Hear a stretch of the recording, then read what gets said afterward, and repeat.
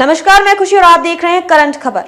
आइए नजर डालते हैं इस वक्त की बड़ी खबर पर। कुछ गोड्डा में चढ़ेंगे, कुछ देवघर में चढ़ेंगे, लेकिन मैं ये प्रयास कर रहा हूँ रेलवे से कि परमानेंट जो है कम से कम महीने में एक बार, फिलहाल 60 साल से ऊपर के जो लोग हैं, महिला पुरुष, उनको जो है सबको हम अयोध्या भ्रमण करा दें। प्रत्येक महीने जो है यहाँ से गोड्डा से देवघर होते हुए अयोध्या की ट्रेन चली जाएगी। जब वो 60 साल पूरा हो जाएगा तो फिर उसको 55 साल पर ले आएंगे, फिर 55 साल के बाद 50 साल पर ले आएंगे, फिर उसको धीरे धीरे करके जो है कोशिश ये करेंगे कि आगे आने वाले 5 साल जो भी अयोध्या में रामलला का दर्शन करना चाहते हैं, गोड्डा, देवघर और दुमका के लोग, क्योंकि सरैया हाट होते हुए जाएंगे अशोक जी बैठे हुए, तो जो भी देखना चाहते हैं वो सब रामलला का दर्शन कर लें। और ये हम लोगों का सौभाग्य है कि 500 साल के बाद भगवान राम यहाँ स्थापित हुए। इसका कोई राजनीति से कोई मतलब नहीं, क्योंकि ये सरकारी चीज है, सरकारी कार्यक्रम में मैं राजनीति को नहीं घसीटता, क्योंकि यदि किसी धर्म में हमारी आस्था है तो वही आस्था आपको आगे बढ़ाती है। और यही माननीय प्रधानमंत्री जी कहते हैं कि यदि हम टोपी पहन लेंगे तो हम मुसलमान नहीं हो जाएंगे, या कोई मुसलमान जो है टीका लगा लेगा तो वो हिंदू नहीं हो जाएगा। ये जो राजनीति है, इस राजनीति से अलग होकर चलना चाहिए।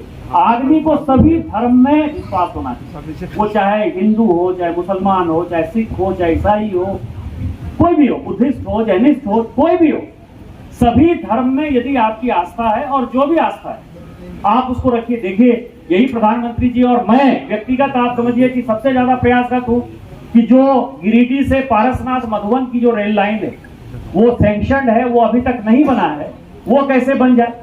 मैं उसी तरह से बहुत प्रयासरत हूं कि विक्रमशिला, जिसने की दलाई लामा पंथ की स्थापना की, जिसने पहला वाइस चांसलर दिया भगवान अतीश दीपांकर के नाम पर, ये जो पिरपैती रेल लाइन जा रही है, ये पिरपैती रेल लाइन जो है विक्रमशिला होते हुए कैसे बटेश्वर स्थान क्रॉस कर जाए। विक्रमशिला जो है वो बुद्धिस्ट का केंद्र था। आज फिर से विक्रमशिला में खुदाई हो रही है, और जो खुदाई अभी नई खुदाई चल रही है, उस खुदाई में तिब्बत का मंदिर दिखाई दिया कि तिब्बती स्ट्रक्चर से जो है कैसे मंदिर बना है, कैसे पुस्तकालय बना है, और सबों को बगल में देखने। यदि ट्रेन हो जाएगा तो यहाँ से 10-15 रुपया में जो है गोड्डा के बच्चे प्रत्येक सप्ताह जो है देखने के लिए जाएंगे। कभी किसी के बच्चे जाएंगे, कभी किसी के बच्चे जाएंगे, क्योंकि हमको इतिहास नहीं पता। अभी डीआरएम साहब बता रहे थे कि मैं अभी जब मंदार हिल उस दिन था तो मैंने कहा कि बैंकॉक यदि आप जाइए बैंकॉक एयरपोर्ट पर, तो चोल वंश के कारण एक अच्छा हुआ है कि बैंकॉक एयरपोर्ट पर आपको मंदार हिल दिखाई देगा, लेकिन मंदार यहाँ बगल में है, इसे समुद्र मंथन हुआ था, इसको कोई देखने नहीं जाता। कहाँ जाते हैं हम लोग भी कहाँ जाते हैं कि उस समुद्र मंथन से जहां जहां अमृत गिरा, राक्षस जहां जहां अमृत लेके भागा, तो उज्जैन में कुंभ होगा हम चले जाएंगे, नासिक में कुंभ होगा हम चले जाएंगे, हरिद्वार में कुंभ होगा चले जाएंगे, प्रयागराज में कुंभ होगा हम चले जाएंगे, लेकिन यहाँ हम अपने बच्चों को मंदार दिखाने नहीं जाते। यदि मंदार दिखाएं, हम विक्रमशिला हम दिखाएं, यदि हम यहाँ के मंडरों में, यहाँ सिल्क जो है, जो सिल्क में पहना हुआ, ये भागलपुरी सिल्क नहीं, बघेया सिल्क है, बघेया के ठीक बगल में मंडरों में जो है 19 करोड़ साल पुराना फॉसिल, यदि हम दिखाएं तो उसमें सबसे बड़ा योगदान किसका है? ये रेलवे का। रेलवे आज गरीबों के चलने का सबसे बड़ा साधन। हम कम पैसे में यदि 40,000 पैसेंजर गोड्डा से जाते हैं प्रत्येक महीने, और ये 3 ट्रेन हम जो जोड़ने वाले हैं, तो टोटल 13 ट्रेन हो जाएगी। तो ये 13 ट्रेन में लगभग आप समझिए कि प्रत्येक महीने 55,000 60,000 तो ऑफिशियल लोग जाएंगे। कई एक ऐसे लोग होंगे जो कि एक स्टेशन पे जाते होंगे, उनके पास पैसा नहीं होता होगा, तो वो पैसे पर जो है बिना पैसे के चले जाते होंगे, विदाउट टिकट चले जाते होंगे। कई एक विद्यार्थी होंगे जो सीजनल पास बनाकर चलते होंगे, कई एक लोग होंगे सब्जी बेचने वाले, दूध बेचने वाले। तो ये जो हमने मार्केट दिया है, आज आप समझिए कि मैं कह रहा था कि इस रेल के आने से, इस अडानी के आने से गोड्डा में क्या फर्क हुआ है वो आप लोगों को कितना समझ में आता है। क्योंकि गोड्डा आप देखते हैं, गोड्डा मैंने 2009 में देखा, एक यहाँ रेमंड्स का शोरूम हुआ था, और एक छोटा सा जो है वो झा साहब का, अंजना वालों का जो है एक होटल हुआ करता था। इतना ही गोड्डा में थी। आज गोड्डा में जो संतोष जी बैठे हुए हैं, संतोष जी के घर के सामने जो है अंधेरा में शाम में 6 बजे के बाद जो है चलना मुश्किल। आज उनके घर के बगल में आप समझिए कि 2-3 बड़ा शोरूम। आज अजीत जी ऑफिस शोरूम बनाए उस इलाके में, उस चौक पर आप बताइए ना कि क्या होता, वहां आदमी को खड़ा होने की स्थिति में नहीं था। सिचुएशन तो ये था, वो पुल नहीं था, तो बारिश का यदि पानी आ जाए तो उस बिना पुल के जो है इस पार से उस पार कदिया नदी क्रॉस करना मुश्किल था।